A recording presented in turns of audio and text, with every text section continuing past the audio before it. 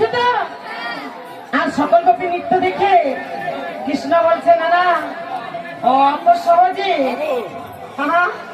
রাধা তো নৃত্য করছে না, রাধাকে নৃত্য করতে হবে। তাই রাধা নৃত্যের জন্য বধূ অপেক্ষায় আছে।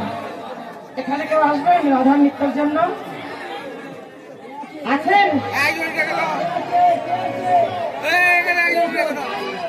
কে আছে ডেকে নাও। আসুন দিদি, আসুন।